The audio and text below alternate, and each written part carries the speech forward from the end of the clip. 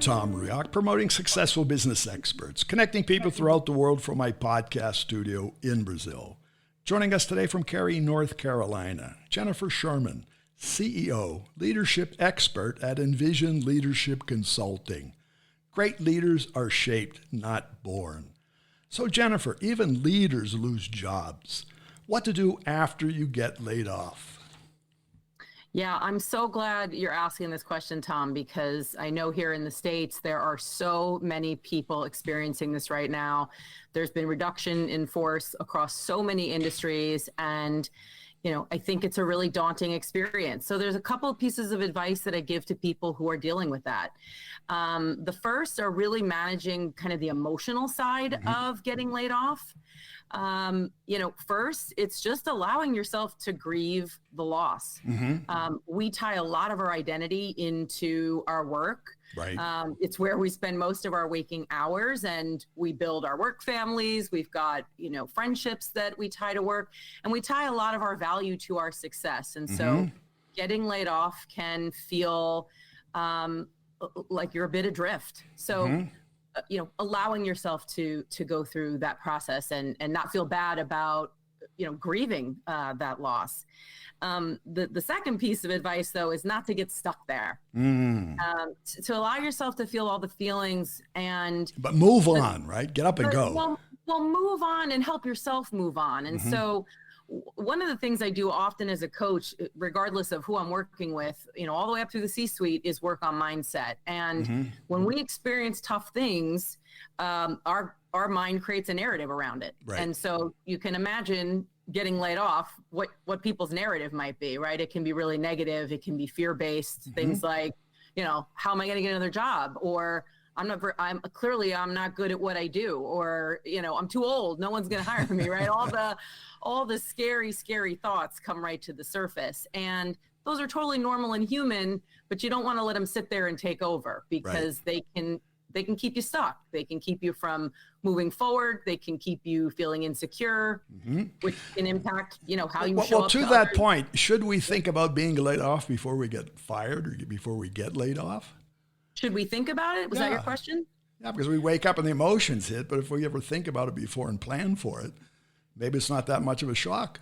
Yeah, that's a great point. I think you don't want to spend too much time living in fear, but I think you can be practical in today's environment to say, hey, listen, anything could happen, right? And how do I best stay ready for the unexpected? So I think people can do that. One of the things that I work with a lot of people who've been laid off on is kind of taking stock of where they are and where they want to go, because it's not, when we're in our jobs, we really don't think about the value we bring, what kind of expertise we have, what we're passionate about, what kind of environment we're in. We're just in it, and we're not really thinking about those things. Taking time. Because we feel that's just part of the job.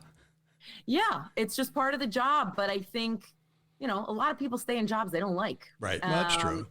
And so even though getting laid off can be very traumatic, it also is an opportunity for a fresh start in a new direction. And I don't know about you, but I found in my life that some of the hardest things I've been through have been the things that have pushed me in a direction that has been life-changing. The work that I do, I wouldn't be doing it if I wasn't in the midst of some really hard things at the time. No, that's true. And I think the hard things make for a softer life.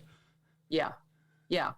So I think you can try to mentally be prepared, but you don't want to live in fear like at any moment I'm going to get laid off, because that could be kind of unmotivating. But I think you can be practical. And so, I think that a good next step after you've been laid off is to assess those things and take a fresh set of eyes on yourself, and also take an objective look at yourself, because people are not really good at looking at their strengths. Right. And their expertise. We're more hard on ourselves than we are celebratory of ourselves. That's true. So taking a hard look at those things, taking a good look at those things, getting them on paper, and that's going to help you get clarity on maybe what you want to do next. Because one of the mistakes I see is people will kind of jump the gun and immediately go out and start talking to people, but they don't know what they want to ask for. Right. So you want to leverage your network, but you want to be ready. You want to make it easy for people to help you. So I say there's like a little due diligence period where you get clear on what value you bring, what you really want, so that when you do have those, virtual coffees, or you take someone to lunch or whatever it is, you are clear in your ask so that someone is more able to be helpful to you. Well, I say, I'm again looking at your site where you do say great leaders are shaped and not born. So we have to keep shaping ourselves. We're not a piece of stone. Correct. I mean, we are all always learning, and, every opportunity is a chance to grow, especially the hard ones. I mean, we usually grow the most from those, right? We learn a lot about ourselves, and, we just got to find our grit and move forward. And those can often bring, the best outcomes. And so I think it's stay curious, make sure you keep your confidence up, that you don't let this kind of get you in a state of fear and insecurity. And that you also put some structure around your search, your progress. Because the other thing is, after getting laid off, for some people, it's like you're home for the first time in a long time. Right. You can get a little lost. So making some commitments around, maybe. Yeah, normally in my past anyway, the pink slip came out on a Monday. And then you had the whole week to fuddle through. But today, every day is a layoff day. And, on a Friday, you might be you might have been looking forward to a weekend, and that might change radically. And by the end of your afternoon, wherever that is. And that's not only being laid off. In today's world, many companies are merging. They're bought out, they're being taken over, they're being sold out, whatever. So that laid off could be part of another movement, and not necessarily focused on you as a person.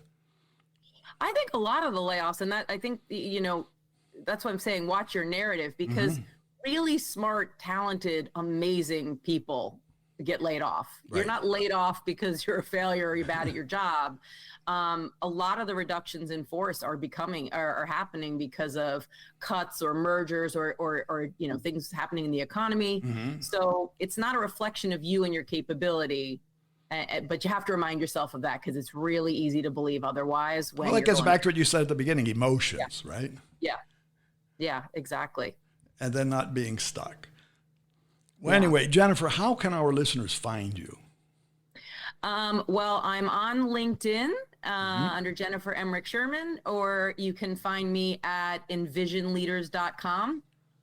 And I mean, my passion is helping people grow. And supporting leaders, because leading is hard, and also helping people navigate things like what we're talking about, having these career changes or tough, kind of forks in the road. Right. Where you need to, Well, anyway, in today's world, you help people anywhere in the world, right? I do. So it doesn't have to be just in Cary, North Carolina.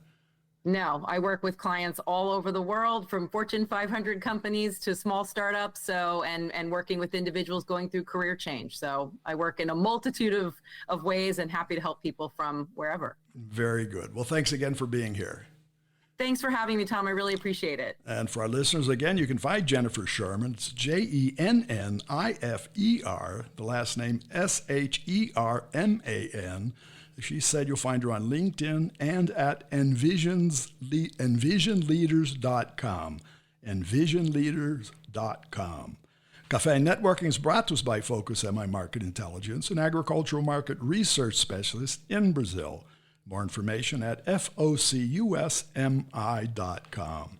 Talk to Tom, talk to the world. Thanks for listening. Till the next time here at Cafe and Networking Podcast.